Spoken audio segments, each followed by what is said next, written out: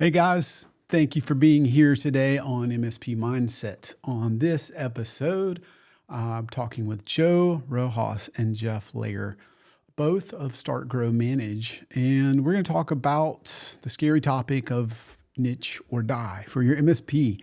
So before we kind of dig in, guys, a little bit about each. So we've got Joe Rojas.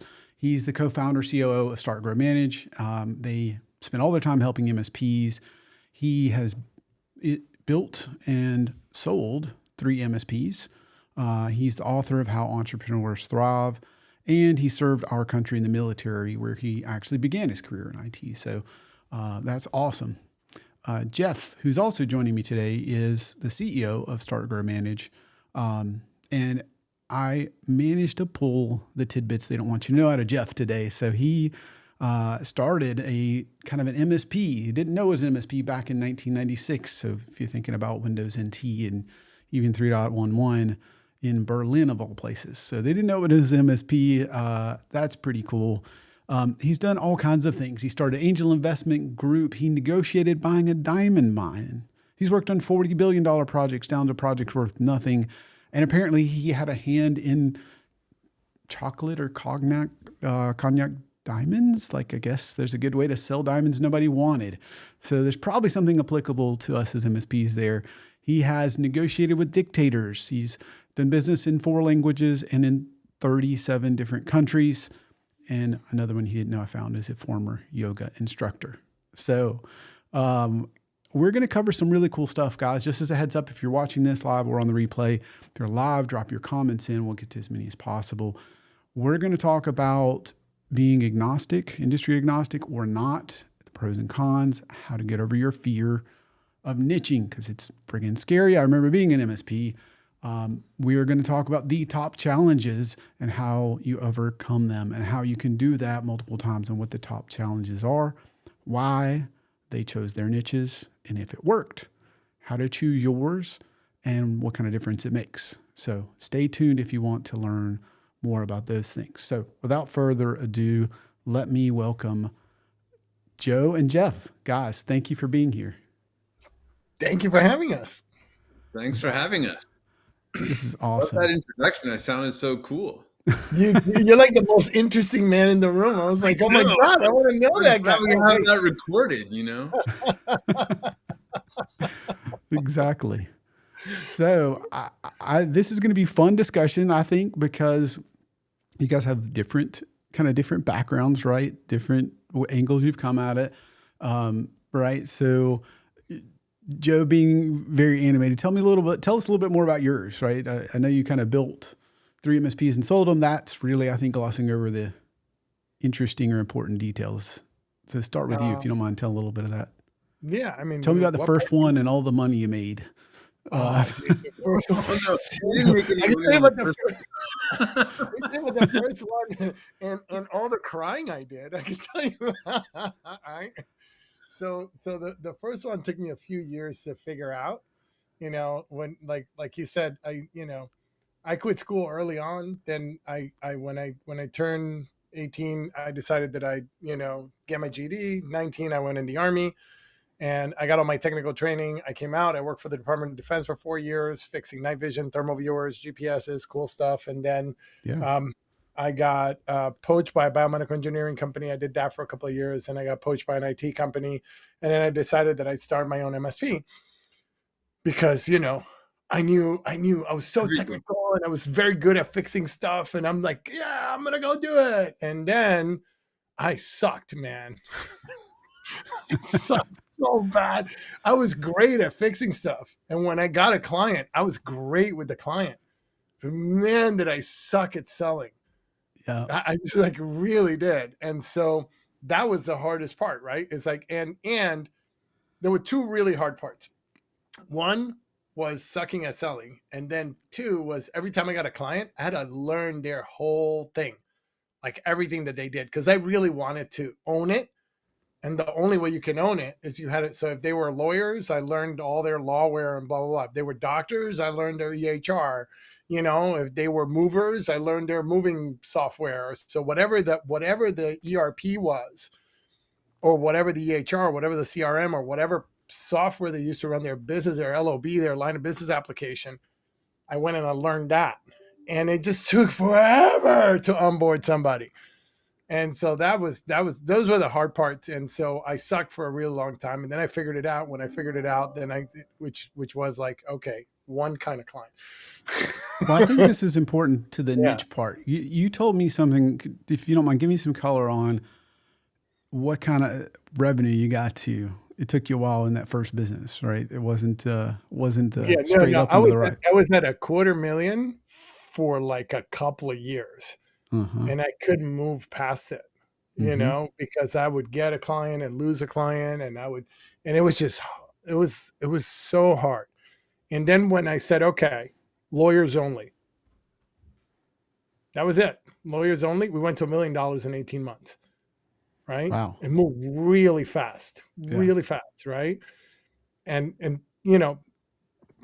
that was back in 2003 or 2000, between 2000 to 2003. So it's like, $1 million is $1 million. Now it's like, $1 million. But back then it was like, holy crap. Yeah. Right. And somebody came up to me and said, hey, I saw that all that pain you were in. Can I just buy it? And I was like, all right, I think I can do this again. And so in order to not compete, I just moved to a different niche. And the second that I moved to a different niche, same thing happened. But this time it only took me 12 months to get to $1 million. I want to hear that part of it, but I want to interrupt you. I don't know if you mind sharing. You were telling me before that you worked so long to build this business. I forget how many years, and then you sold it for not a ton of money, right? The first one. I sold it, the first one. And the problem is not how much I sold it for.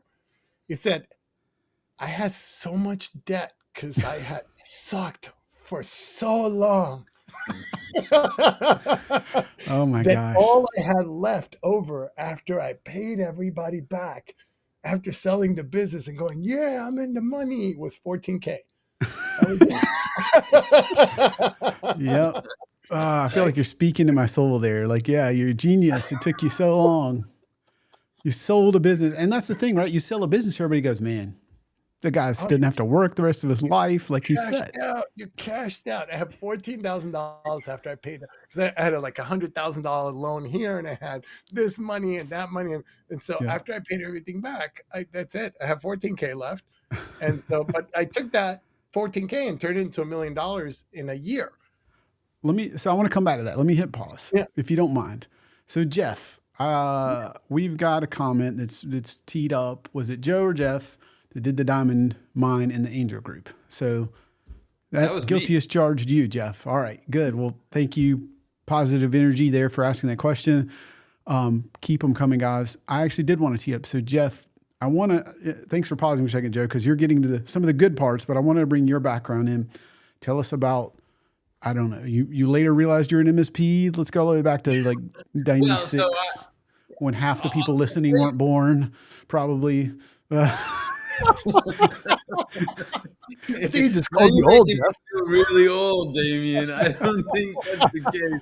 I hope that most people were born at that point. But, I was doing work at Daimler, Daimler-Benz, and it was fun because I was in Germany. I didn't really speak German, but they were moving from Windows 3.11 to Windows NT4. And all of the documentation was in English. And so they didn't really speak English. So my, unique selling proposition was I actually understood all of the documentation, right? So I became their NT expert and really supported them in implementing this and rolling out the remote installation of software packages and all of that. And I didn't call myself an MSP. I didn't know what an MSP was.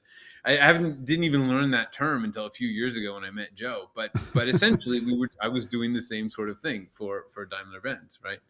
And then I think since then, like my job, my work, sort of the commonality has always been understanding the technical and then combining the technical with the non-technical, right? Being able to explain why people care about the technical, turning it into whether it's engineering issues or innovation issues or computers and IT, always being able to comprehend that and turn it into something that people get.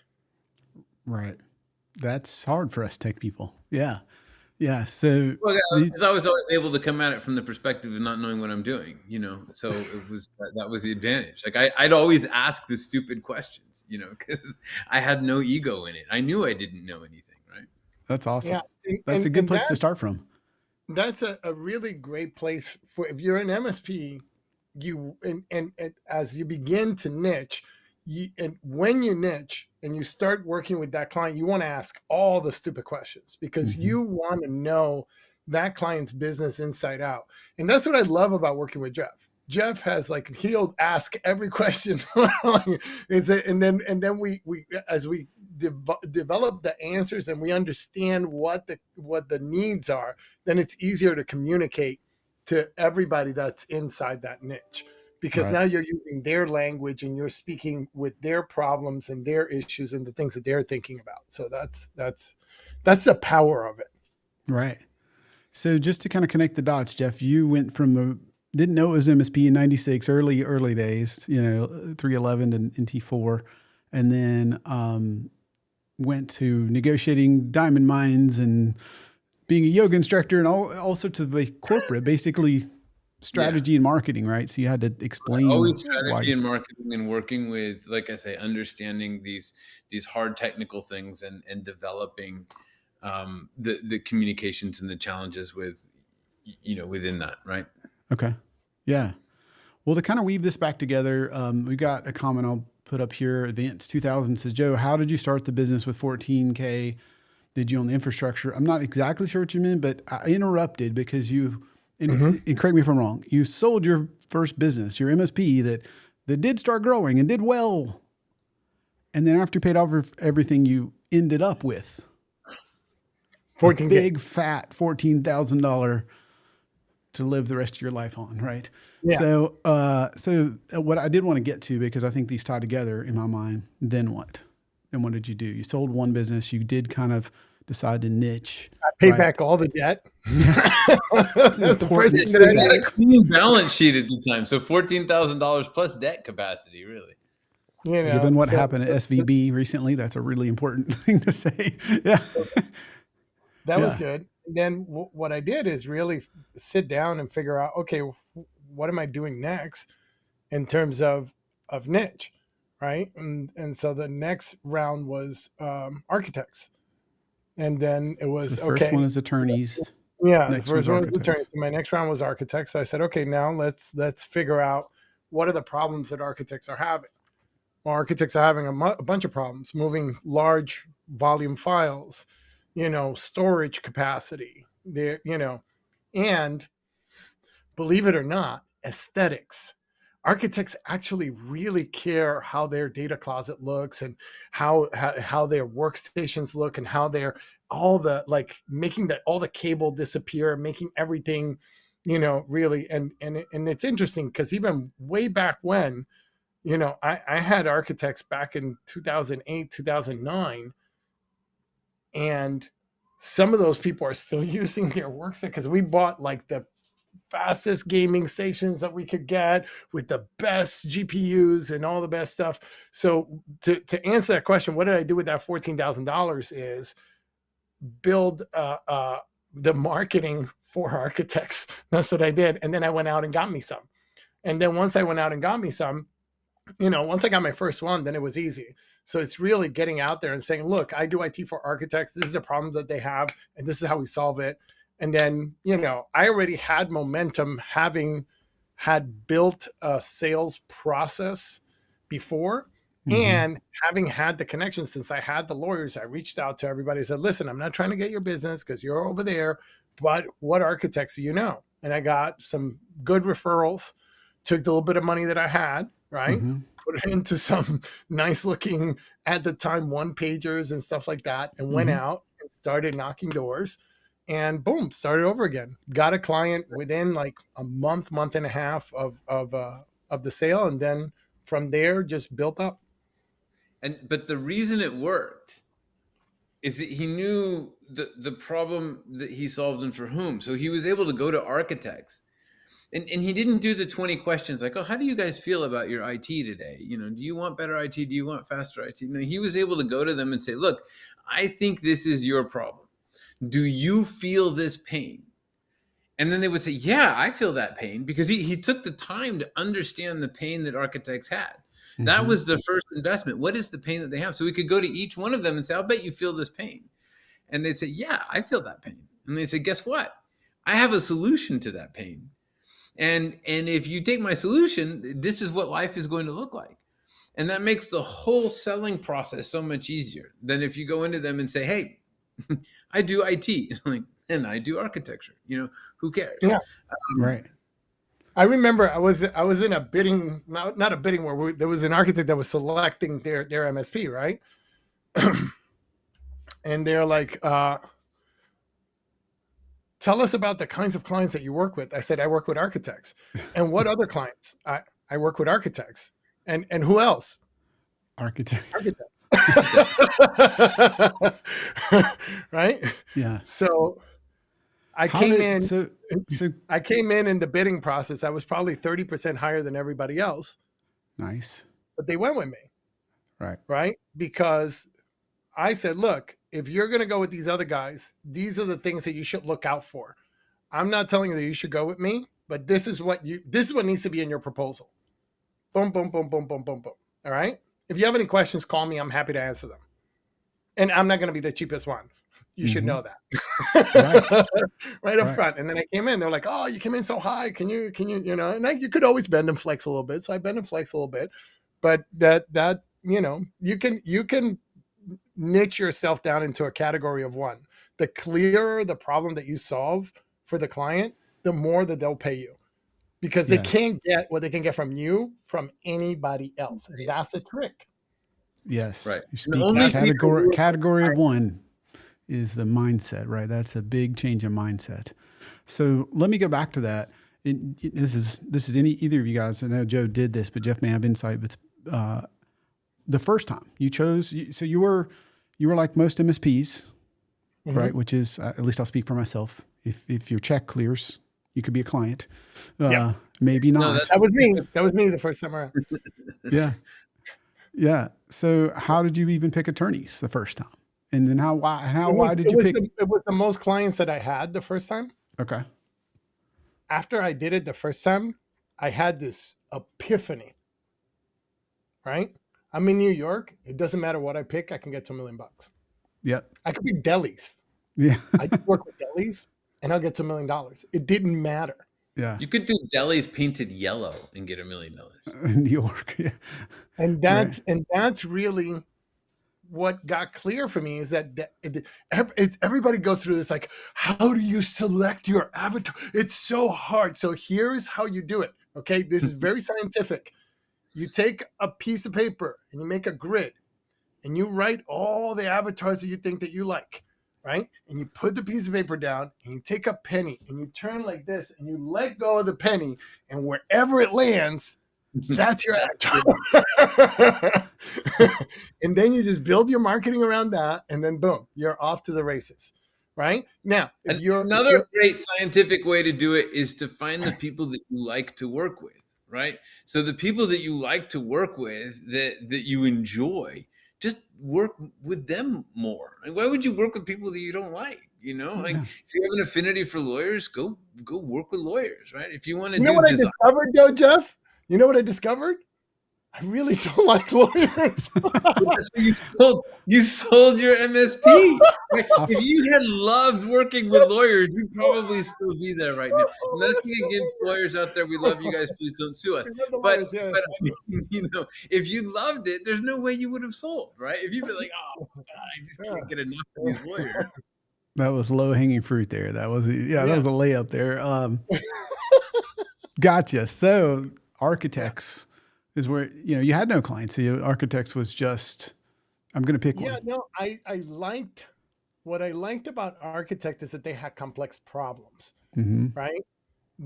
all the architects that I had, because I worked with a few real estate attorneys, I had met a bunch of architects, and they were always complaining about how CAD was too slow and blah, blah, blah. But I was in my niche, so I was like, yeah, and you just need to you have the wrong workstations. You're using like regular Dell. You need like Alienware, Yeah. right? Like you need like real like GPUs and real. You don't Yeah. liquid cool back GPUs were then. not a big thing back then. Yeah, that Yeah, was no. uncommon.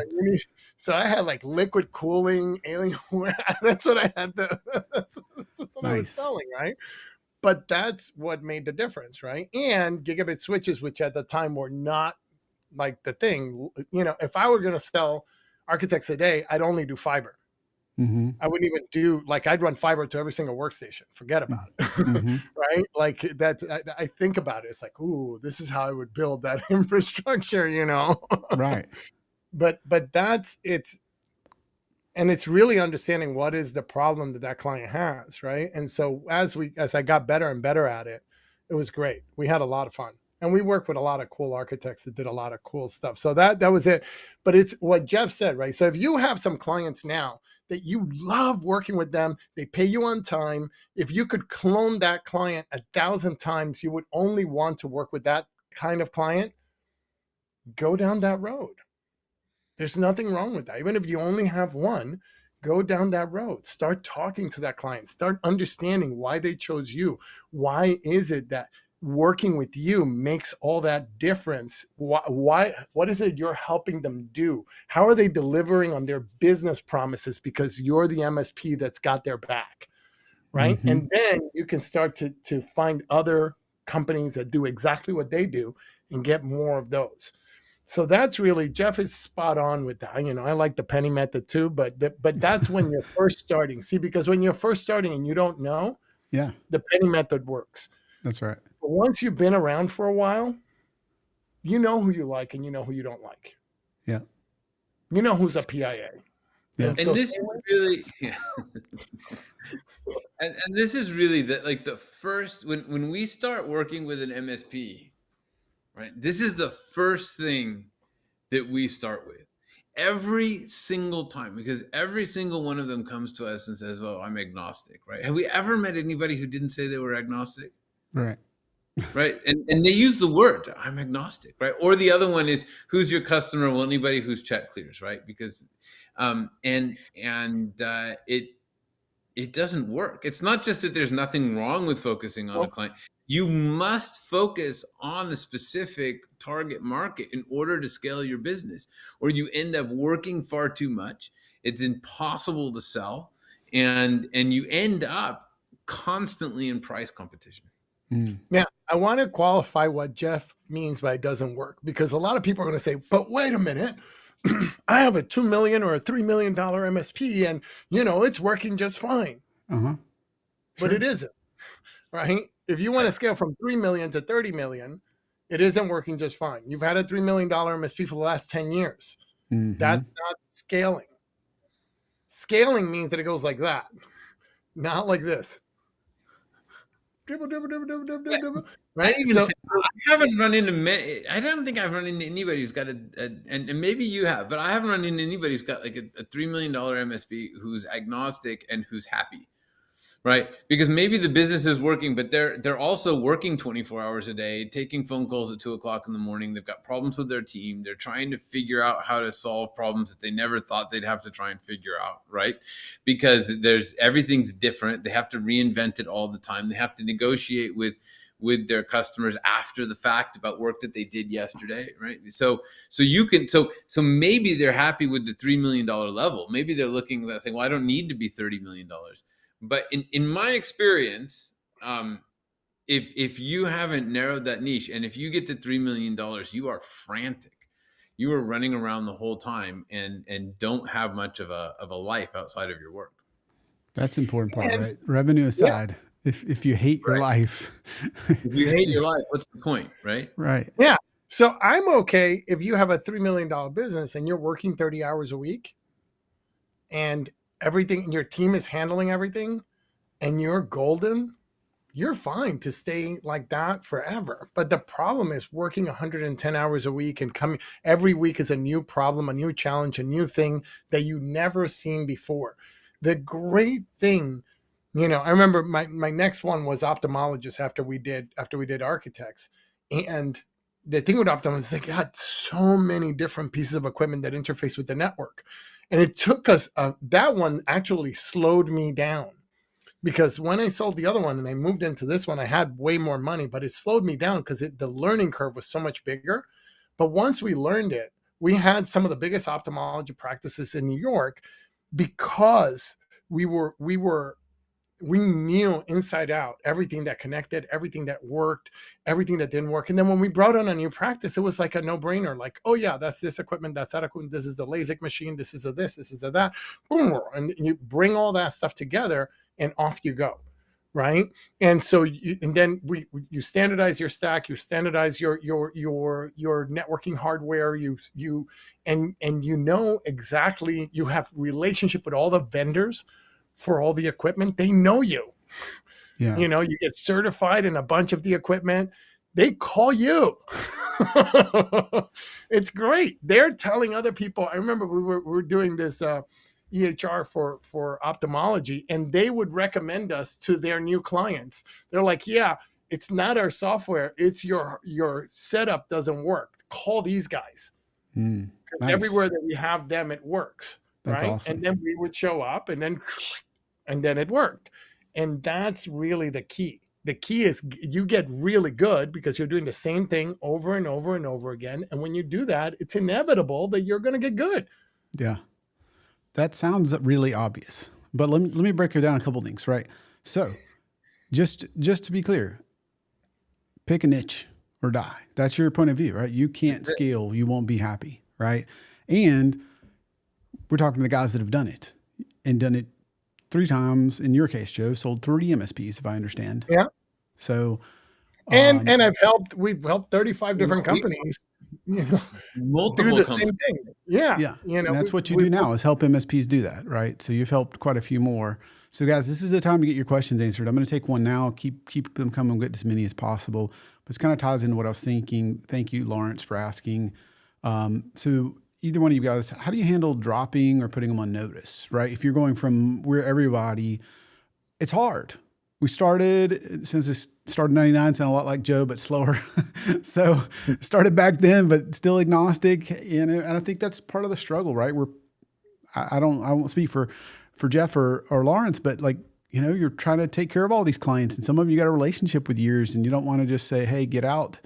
And especially in a small area, you don't want a bad reputation for just dumping a client. So what do you do? You don't have to, but I'm going to let Jeff answer this one first, and then I'll take a shot at it. All right. But you raise your prices.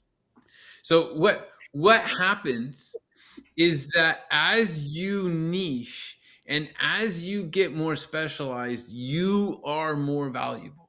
So that means that you can charge your niche clients more money per seat, per customer, per everything that you're doing. And as you do that, you put up your price, and your niche is going to be happy to pay it because you are able to deliver that value. You know how the ophthalmology components fit together. You're adding value to them. But you keep putting up your price, all of the other people who are not a part of your niche are going to start to say, oh, this is too expensive. And then they just work their way out of your business. So it's really through putting up your price and focusing that you end up doing that. And you don't have to be rude to people. You can say, fine, here's somebody else who's in your niche. You can make the referral outside of your business to somebody who's in their niche, and you build lots of relationship credibility there, right? But it generally comes down to putting up their price. Don't you think? Putting up your price, don't you think, Joe? Yeah. Yes. So that's it. But now I'm going to talk, Lawrence, look at me. Don't fire all your clients. Don't do it. Right? First, you have to niche. Then you have to build the business infrastructure. Then you have to go out and get new clients. And then you have to match the revenue that you have right now. And, and you're already selling at the new price. Stop selling to everybody. Sell to somebody. Get really good at it. Start growing. right? And grandfather the old clients into the old price. And then when your revenue, you're not dependent on them anymore to continue running your business, right? Then you send out a notice, hey, in 6 months, your price is going to go up X%. And the plan is to get you to this new price. We used to charge $100 a seat. Now we charge $300 a seat. So you're going to grandfather them in, and you're going to say, first, so after a year or however long it takes you to grow inside of your niche, you're then going to say, okay, now we're going to raise your price to $200 a seat. And then a bunch of them will leave and a bunch of them will stay. And you're going to tell them that the long-term plan is to raise it to $300 a seat, right? And the ones that stay will stay no matter what. They'll say, I still have like a couple of clients that I can't get rid of. I still have 2 clients that will not leave, right? That have been with me for like 20-something. I'm not an MSP. I haven't been an MSP for 7 years, but I have to hire a tech to just service these 2 clients because they won't leave, right? They'll go away for like a couple of months and then they come back. Oh, everybody else sucks. So your clients that love you, they're not leaving, no matter how much you raise your price, right? The ones that really love you, they're going to understand. The ones that are just with you for price, those will leave. So what you have to figure out is what your niche is, and you have to go build it first. You're not making a hard right where you're just cutting everybody else and dumping all your clients and hurting your business in the process. This is a process. Build your marketing program around that niche first. Yeah. It's going to take you 12 to 18 months to ramp up so that you can send that first communication out that's going to let them know that in 6 months, the price is going to go out. So that puts it about 24 months out. So to really think of it, it's 2 years, right? That you're doing that, but it's a transition that you do, right? And then you stop taking clients in anywhere else. So you could get very, very good at the niche. And then you can add another niche, but I always say, don't add a second niche or another client avatar or another persona until you hit $1 million in the first niche. You hit $1 million in the first niche, and when that's working, you're in that groove and everything is going. If you want to take that to 2 million, great. If you say, you know what, my market is smaller, I've been working with these doctors, I think I'm going to move to attorneys now. But now you have your team that knows what to do with doctors, and I recommend you go build a whole nother team. Don't try and teach your team this stuff. You go build a whole nother team for the new niche. Because if you start teaching your team this new stuff, it's going to create friction and you'll start losing attorneys because they're not going to get the attention that they need.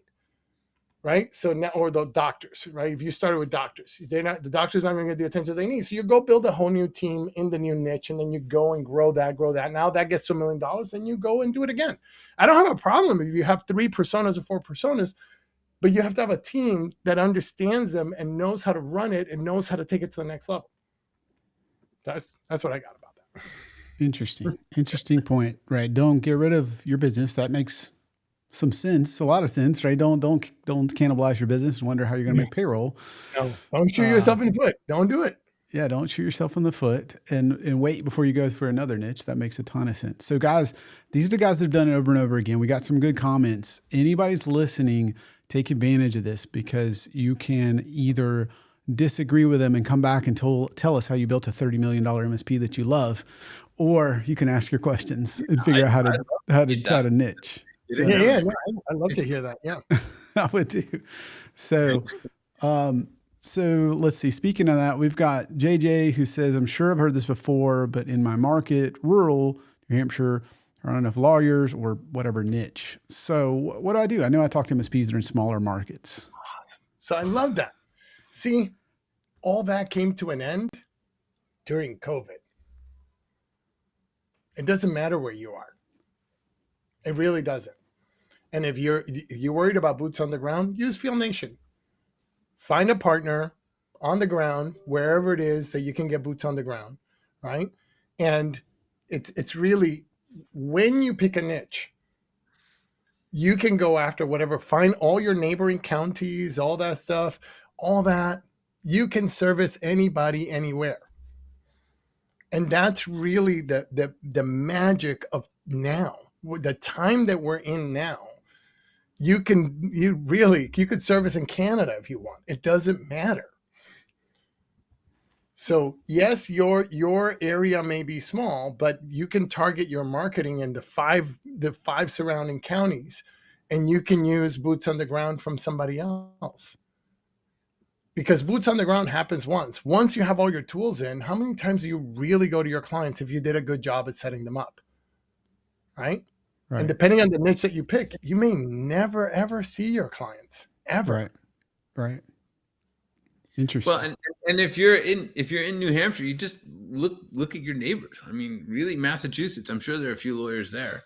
If you just Google how many lawyers are in New Hampshire, like 3,500 lawyers just in New Hampshire. But you can go to Maine, Vermont, Massachusetts. I mean, there are plenty of lawyers just in the general vicinity, right?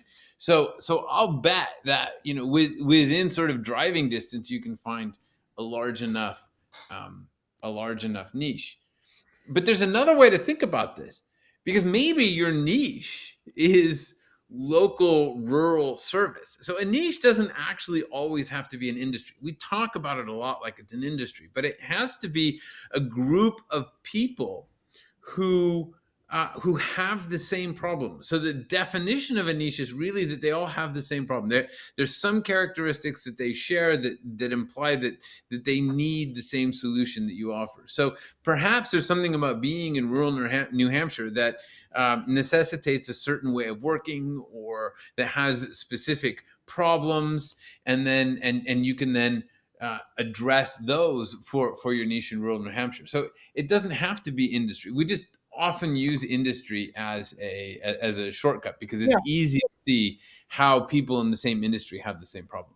Yeah, and it could be that you work with CFOs, and the problem that you solve with them is you help them control their IT spend, right? And so it doesn't matter which industry that they're in. So getting an avatar, getting a clear, and that's your niche.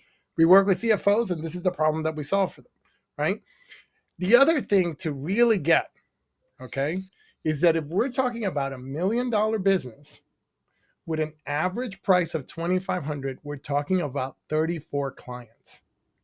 And that's the thing that a lot of MSPs don't get. Right.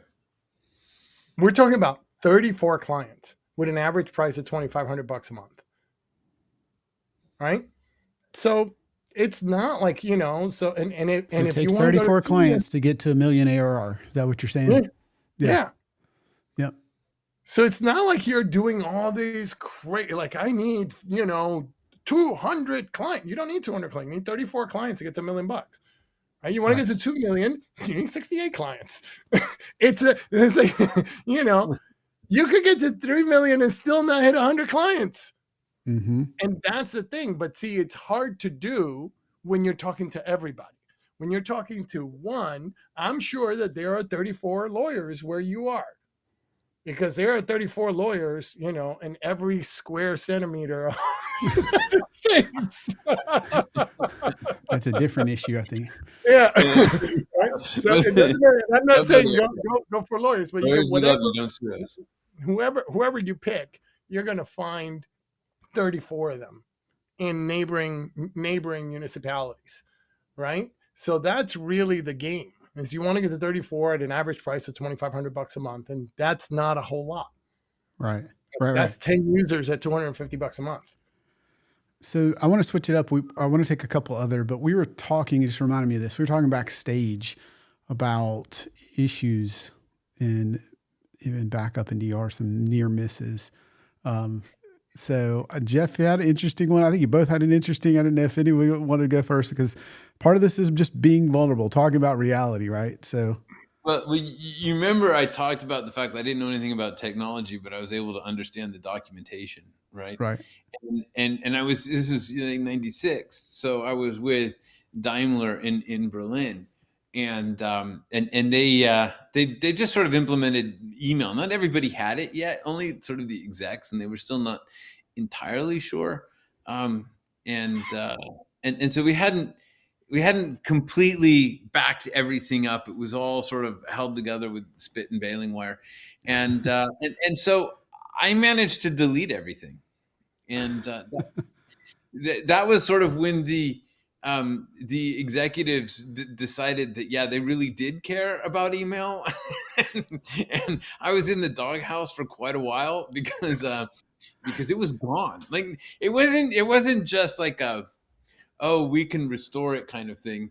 It was gone, right? So yeah, so I learned then the importance of backups and redundancies, and certainly have a lot of that built into the systems I use now. So that's my backup story, David. Yeah. So I have two. One was with an architect, and it was we didn't have a backup of her laptop, and I don't know how we did it, but in the process of backing her laptop up, we deleted all the files. Oh no. That sounds like an And unsuccessful backup. yeah. Like Yeah. they Sort were of the doing like opposite of what you were planning. we did like some kind of machine to machine backup, and the right direction was wrong. And so what it did is it wrote the blank file onto where all her stuff was and deleted all the stuff.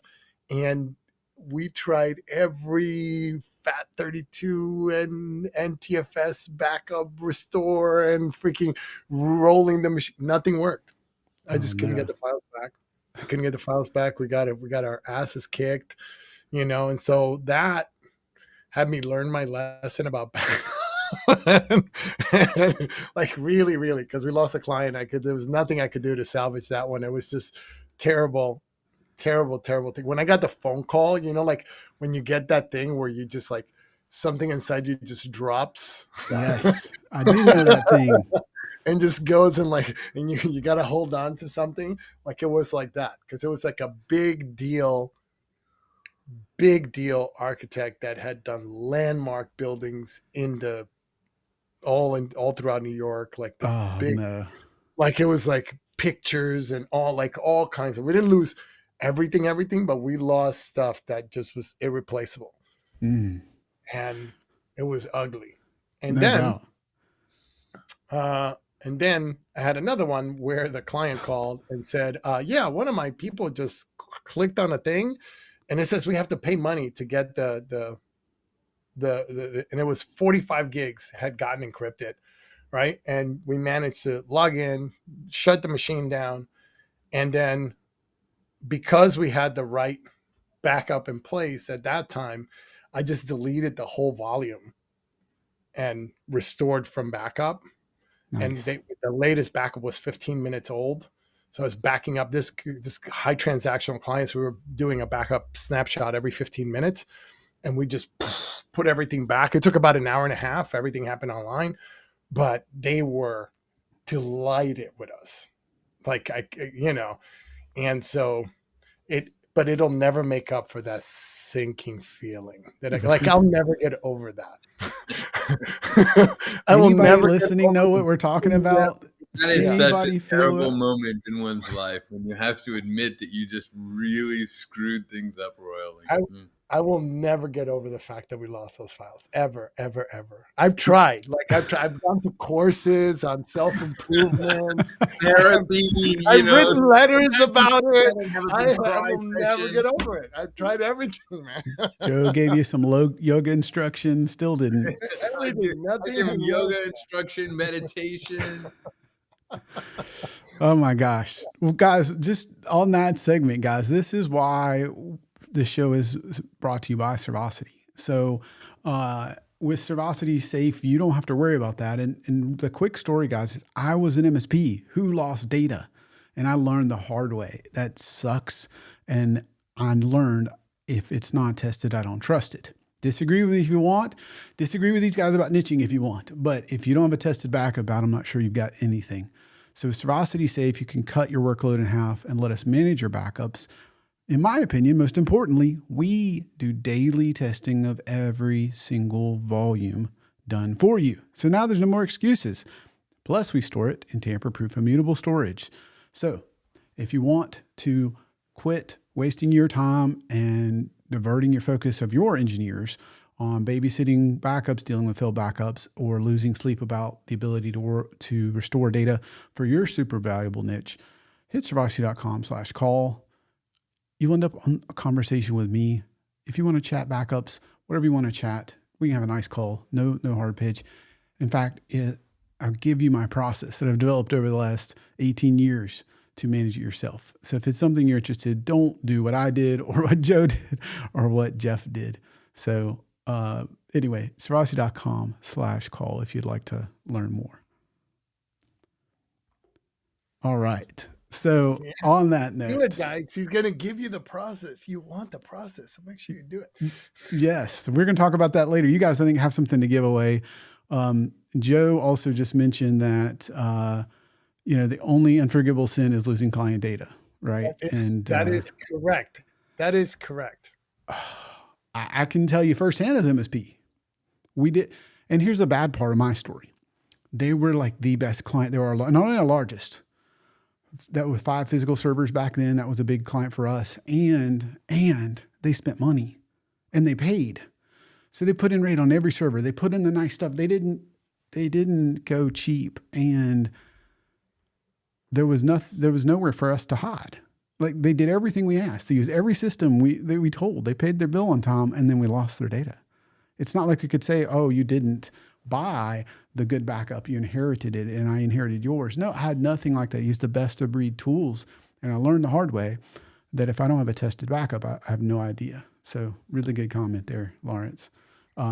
So I did want to kind of turn this back around. So you guys talked about your niche, and I want to get a little point you just said, Joe, that I think is valuable. I always think of a niche as architects, attorneys, something that doesn't start with an A, but so, healthcare, right? Something. And you said, look, it could just be CFOs, right? So help me understand that, because I'm thinking just one profession. Do you want to go, Jeff? Yeah, sure. So the real definition of a niche is that it's a group of people who share something in common. They have the same problem.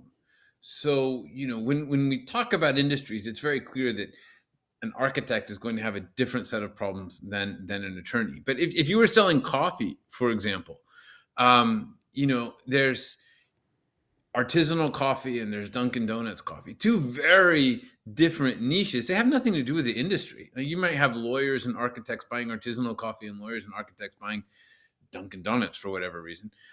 But that's not based on industry. That's based on, people like this type of flavor or like that type of flavor. So, industry is a good way to think about it, but there are a number of, CFOs might really be concerned about preserving their financial data or strategic decision making, or putting a data warehouse in place or something along those lines. So you solve that CFO problem regardless of the industry. But you have to be sure that you can identify that these CFOs actually do have that problem, and that you can find the place that they congregate. You can find a group of those CFOs with that problem and start talking to them, so that you can go out and have so that you can call them up or join a conference or something and talk to them about what their problem is. Yeah. And that's the key. What Jeff said is that you can find where they group and that they have a common problem. So an avatar, which is what really you put together when you're thinking about a niche, you're putting together your ideal client. And there's a before state before you came along, and there's an after state after you came along. And then there's this problem that they have that you solve, right? So it could be, CEOs of X type of company. It could be CFOs of this type of company. It could be CISOs. It could be CIOs. It could be I work with, I don't know, left-handed attorneys. But whatever it is, the idea is that you know where to go to find them, because there's a group of them somewhere and they have a common problem. There's a common enemy, and you have a solution for that problem. And if you have a solution for that problem, you can do that. Go ahead. So on that, right, one of the questions, it's, can you target a specific sector of the MSP like cloud services? Absolutely not. It will not work. That is not a niche because nobody cares about cloud services. Nobody wants to buy cloud services, right? They want to buy the solution that cloud services provide them. But they're, like Joe said, they're either running away from something or running towards something. And what they're not running away from or towards is cloud services. They're running away from data loss. They're running away from, they're running towards things being easier. But you have to define it in your client's world, right? You have to think about it. You're in your world where cloud means something. They're in their world where cloud means nothing. And you have to take that thing that means something in their world and tie it back to your world. And that's why it's so important. Whatever it is, if it is left-handed lawyers, then you're like, wow, we've got this whole left-handed computer thing that works really great.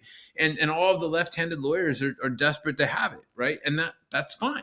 But it has to be a real problem that they have in their world. So and just to answer that question about cloud services another way, is like you can focus on selling cloud services. No problem, right? That's your solution, but that's a solution. Right? What you have to think about is the person is not problem aware. They don't know they need cloud services, right? You have to find a group or of what people cloud services even means. What it means, why they care. Exactly. And so they don't care, right? You have to find a group of people that has a problem that cloud services solves. And then you can, in terms of so the answer to your question is, yes, you can focus on just selling that. But that's not a niche. But that's not a niche. The niche is who has the problem that cloud services solves. That's a niche over there. So that's the thing that you have to figure out. Who has a problem that cloud services solves? And then you can go say, hey, I have a solution for your problem. Here's your problem, right? And we actually have your problem, you accentuate that problem, you talk about the solution, you talk about the transfer. What is it going to look like after they have you?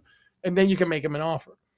And then you can talk about that. But the cloud service is the last thing you talk about. You don't talk about that. You talk about their problem because it's the old adage, right? WIIFM. What's in it for me? That's all people care about.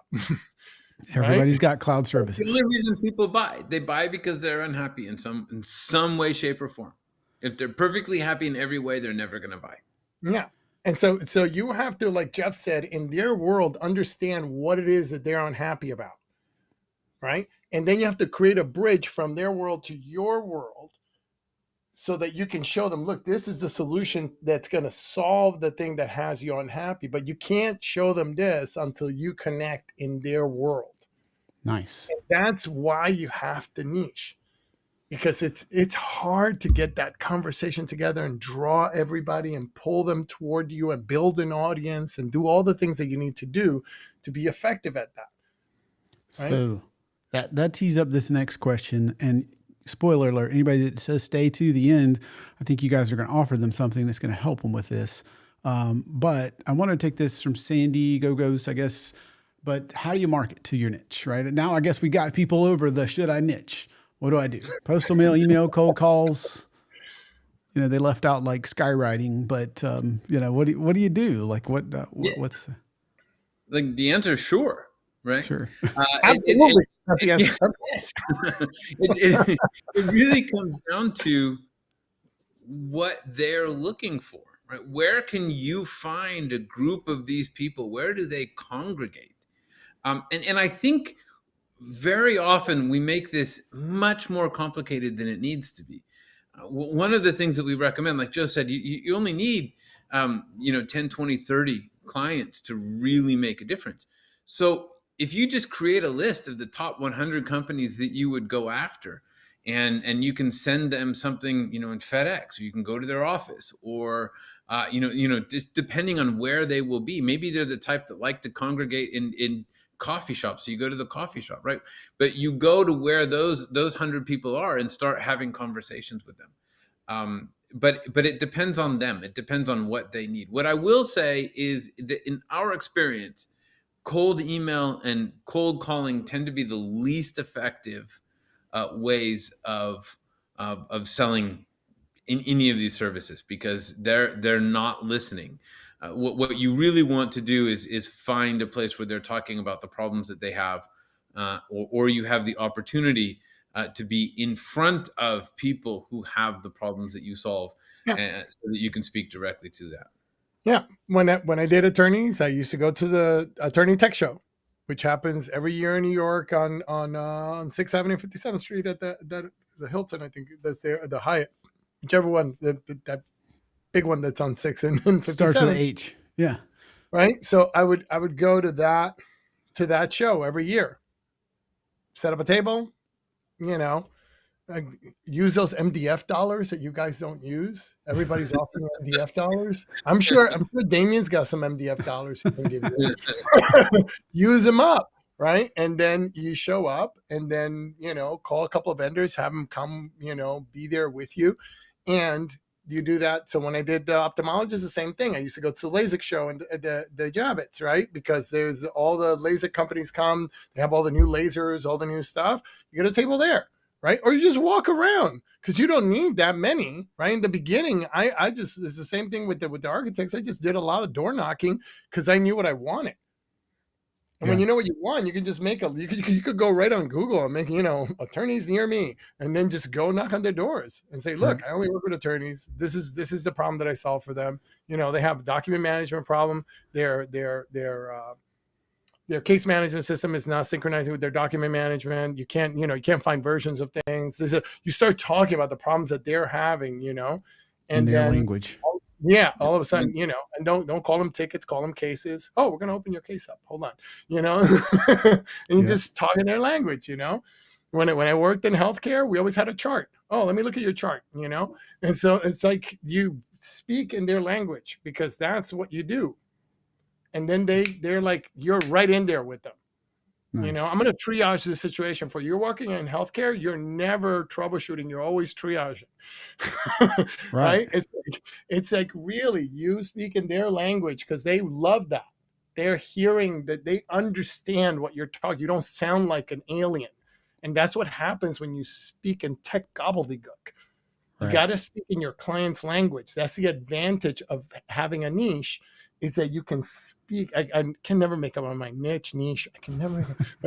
That's the advantage of having it, right? Is that when you have it, you can speak in their language. Right.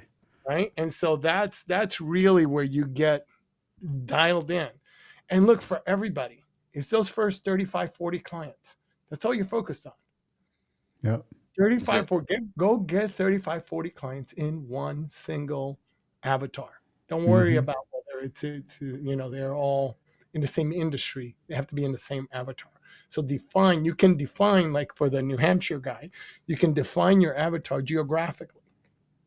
We're the best in this town, right? And so this is the problem that we solve.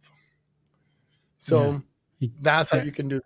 Good. Yeah, he just commented good points there. So thank you. If you guys have others, we may take one or two last comments. I thought it was great from Positive Energy. If a niche is a group of people with the same problem, my niche is cheap SMBs that refuse to hire. I love that. All right, so Positive Energy, I think you might want to consider changing your niche. But I will say, that's what happens when you don't have a niche, right? When you don't have a niche, then what you do is you say, my solution is generic. It's for everybody. And if your solution is generic and it's for everybody, who's the one type of customer who's going to buy from you? The cheap one. The cheap one. The one who wants to save money, because they're like, I like generic. You come over here. Just charge me half of what that specialist was going to charge me. Right? I helped an MSP about 3 years ago that what we niched down to was hedge funds. And they were charging $950. You heard me correct. $950 per seat per month. And they were getting, they went from like 3 million to 7 million, right? Because they went $950 per seat per month. Wow. And the hedge funds were paying it. Wow. Because they want 24/7, hold my hand, clean the screen of my phone service. And he said, I'm willing to do that for $950 a seat. Right? That's crazy. Because then he doesn't have to have a lot of clients to make a lot of money. Right. Yeah, I was thinking he might have went from, what'd you say, 3 to 7? Yeah, in a year. Kind of done that with the same clients. That kind of price increase. Pretty Yeah, much. that's crazy. Pretty much. Half his clients were already there. You know, they when the compliance laws changed, they increased the demand. And he said, look, if you want to, and they were like, we don't care. We'll pay $950. Right. We pay Right. what you ask us to. Right.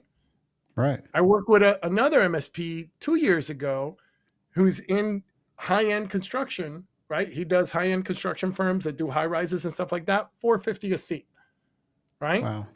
So he's a small guy. He's like 3.5 million. He doesn't want to grow. He's happy where he's at. But he charges $450 a seat. So he has a small team that is very narrow, very focused, right? And produces it. So it's when you create a category like that, you can charge whatever you want and people will pay it. But you better deliver. You better deliver. Right. You better deliver. That's one of the real reasons why people don't niche, is because when you do niche, you actually have to deliver on your problems. You have to deliver specific reasons. And I think that we use this idea of, oh, I want to sell to everybody, is kind of an excuse. But the real reason people are scared to niche is because when you do that, you're putting your ass on the line, right? You're committing to making something better. When you charge that hedge fund $950 a seat, you better deliver that service that you're charging them for. And that can be scary. No doubt. Yeah. Yeah. So one last one I think we will take, Advanced 2000. Is it fair to say that most businesses are unaware of their issues? The question is how to approach them when they are not aware of it. So most businesses may be aware of the issue. So some are problem aware. They understand the problem. But if they don't understand the problem, but they're in pain, then they feel the pain and you talk about the pain. So they may feel the symptoms of the pain, right? So I might not know that my arm is broken, but it really hurts and it's swollen and it's blue. So I'm like, I go to the doctor, I'm like, I don't know what it is, but it's blue and swollen, right? And they go, oh, it's broken. You need to fix it. And I might not have known that it was broken, but I could feel the symptoms. And it's the same thing in a business, right? You know, computers not working and people can't get their work done. Accountants, I can't connect to Thomson Reuters and it's taking forever to get things done. I'm not able to bill as much as I should be able to bill. They feel that symptom. They don't know why, but they feel the symptom. So you talk about the pain that they feel, relate it to the problem, and then talk about how you solve that pain so that they can be in a different space. Yeah.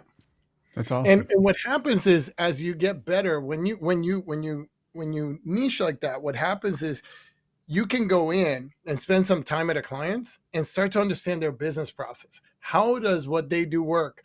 And you'll see things through your technology eyes that they had no idea that it could be done that way. Like they're copying stuff from here and putting it over there. And like, what you guys need is a database. It centralizes all this data. And let me show you how that works, right? And all of a sudden you can sell solutions into them that they had no idea that those solutions existed for their industry, that it was possible to do it that way. You can actually help them build their business process and make them more profitable and more effective. What do you think is going to happen to their relationship with you when you do that? I can't tell you the number of MSPs that are agnostic that I go in and I go, well, tell me exactly what that client does and how they do it. And they go, I don't know. We just fix their technology. I'm like, how do you fix their technology and not understand what they do and how they do it? You need to understand that business intimately. You need to know how they do what they do so that you can serve them, so that they can grow. See, my favorite thing is to help a client grow. If I can take an attorney firm that has 3 attorneys and turn it into 10 attorneys and 25 other people supporting those 10 attorneys, I'm going to make a lot more money per seat. So I want to be able to streamline their process as much as possible. They can take more business, they can grow. Yeah. So it's the same thing. You have to look at across the board like that. When we did ophthalmologists, we were able to increase patient visits per doctor per day from 70 to 90 by just increasing the efficiency. And so that's, putting in Bluetooth capture to capture all the notes by voice, adding a better EHR that was all pull down menus, right? That was designed specifically for eye doctors. It wasn't like, Epic or something else. It was designed for hospitals. Like, we really narrowed it down so that we could increase their effectiveness as a practice. And they added more doctors and they added more people and they bought another building and they didn't like that. And that's how you do it. You got to do it that way. I'm sorry. I get crazy about this. No. Well, guys, I know that you've been nice enough to give your time. Anybody that has gotten anything out of this, please drop a comment, a like, something. Let these guys know how much we appreciate them. Joe, thank you for your service in the military and all that you guys have done. And so I think, Jeff, you might have had something that you wanted to let these guys know you could help them with. Yeah, well, exactly. What we do is we have a template, and you can get it at startgrowmanage.com/irresistible. So startgrowmanage.com/irresistible. And this is our irresistible value statement template. And what it does is it takes you through the process of creating an introduction for yourself that you can use in networking, you can use on an elevator, you can use wherever, but that couches it in the terms or in the language of your customer. So you're talking about their needs and how you solve their needs. And this just guides you through that process. And this is one thing that we found when people do this and when people start talking with this, they immediately see some results, right? Like we had one person take this and she went to a networking group and she's like, for the first time ever, people understood me. And I ended up with 3 cards of people who wanted to talk to me, right? So I think that that's one of the most valuable ways to see some of the benefit of that niche, identifying and speaking in terms of the niche and get some results pretty quickly. So check it out. Again, I don't know if we have the link here, but it's at startgrowmanage.com/irresistible. Awesome. Thank you guys for that. Guys, take advantage of that if you want to change your business. So thank you guys so much for today. That's how they can kind of get some value. How should they connect to you guys, follow you guys, find you guys? Same place. If you go to Irresistible, you can put in your information. We don't require it for the download, but you can put in your information to get on our newsletter, or startgrowmanage.com. You can see, go to our blog. We've got tons of content. We've got our podcast on there. We write tons of content helping MSPs grow their business and change their business. We've got 2 posts that came out today on agnostic MSPs that delve into this topic just a little bit more deeply. So that's really the place to go to find out more. Awesome. Or you could DM us on LinkedIn. That's always right. Find Joe, find Jeff on LinkedIn, guys. Thank you, Joe. Thank you, Jeff. This has been awesome. Thanks, Damien. It's been great fun. Thank you for having us. It's been it's been freaking great. Awesome. Well, guys, before you go, make sure to go to mspmindset.com/news. You can find us on all the podcast platforms, on your favorite YouTube, LinkedIn, whatever social platform you'd like to do. And you can subscribe to make sure we're here every other Thursday, 2 p.m. Eastern, live with some amazing MSPs and folks to help you. And if you'd like to subscribe to find out, to get the replay, to get the notes, to get the links that they talked about, if you missed anything, you're watching on the replay, go to mspmindset.com/news. I'll see you guys in 2 weeks.